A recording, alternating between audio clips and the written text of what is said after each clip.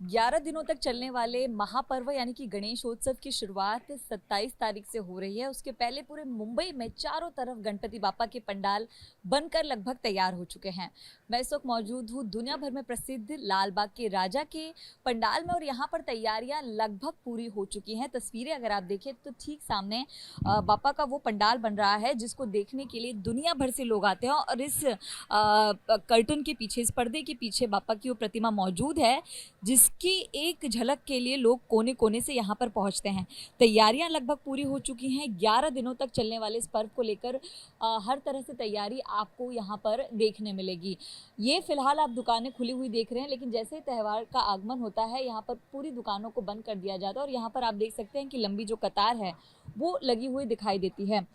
लाल बाग के राजा के लिए पुलिस ने काफ़ी बड़े बंदोबस्त किए हैं। 10 से ज़्यादा डीसीपी और कई लोगों को यहाँ पर तैनात किया गया है और सबसे ज़्यादा पुलिस सुरक्षा के बीच इसको रखा जाता है, जिसमें 500 से ज़्यादा पुलिस कर्मियों के साथ साथ जो है लगभग एसआरपीएफ की और जो दंगा नियंत्रण की जो टुकड़ी है उनकी एक टीम होती है, 4 कॉम्बैट वैन होती है और 2 सीसीटीवी वैन के साथ पुलिस यहाँ पर लाल बाग की राजा की सुरक्षा के लिए निगरानी और मॉनिटरिंग करती है।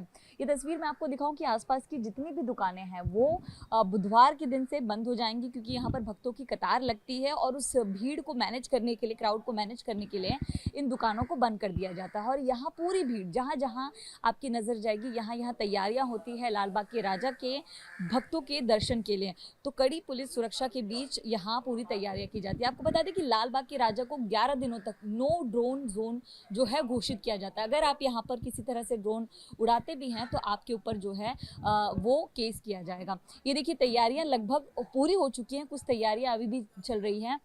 ये पक्षियों के जो डिज़ाइंस हैं, लाइट के डिज़ाइंस हैं वो बनाए गए और सीधे आपको मैं मुख्य द्वार की तस्वीर दिखा रही हूँ जहाँ जो मेन गेट है वो बनाने की जो तैयारी है वो लगभग पूरी हो चुकी है। तो दुनिया भर से लोग यहाँ पर पहुँचते हैं, चाहे वो दुनिया का कोई भी इलाका हो, चाहे वो अभिनेता हो, नेता हो, हर कोई यहाँ पर पहुँचता है लाल बाग के दर्शन के लिए।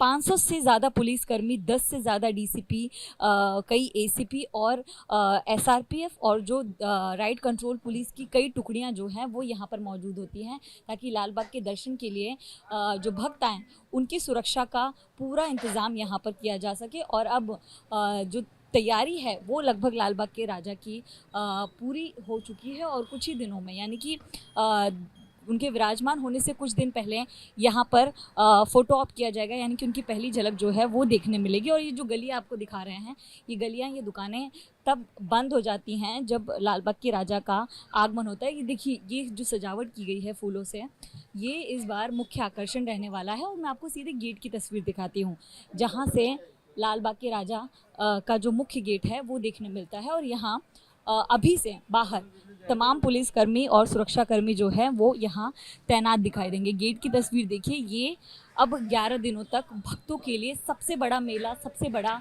जो एक तीर्थ स्थल है वो बनने वाला है। जो आने जाने वाली गाड़ियाँ हैं उनको भी यहाँ पर बंद कर दिया जाएगा और तैयारियाँ जो है वो यहाँ पर भव्य सामने देखिए। एक दूसरी तरफ इसी तरह मुंबई के तमाम इलाकों में गणपति के आगमन भी शुरू हो गए हैं, यानी कि गणपति की मूर्तियां भी आनी पंडाल में शुरू हो गई। लाल बाग के राजा की खासियत है कि वो जो मूर्ति है वो यहीं पर बनती है, जिसके चलते उसको लाना नहीं पड़ता, लेकिन विसर्जन के दौरान तमाम भीड़ होती है। और यही तस्वीर, यही मंजर आपको मुंबई के तमाम इलाकों में, तमाम गलियों में दिखाई देगा कि लाल बाग के राजा की भी अब तैयारी जो है वो लगभग पूरी हो चुकी है। महज कुछ दिन बाद आपको गणपति बापा के दर्शन के लिए यहाँ पर लाखों की भीड़ जो है वो देखने मिलेगी। ये तस्वीर लाल बाग के राजा के मंदिर से आपको दिखा रहे हैं। ये लाल बाग के राजा का 92 यानी कि 92वां साल है जब गणपति बापा यहाँ पर विराजमान होंगे। कैमरा पर्सन धर्मेंद्र पांडे के साथ नम्रता दुबे, वीपी न्यूज़ मुंबई।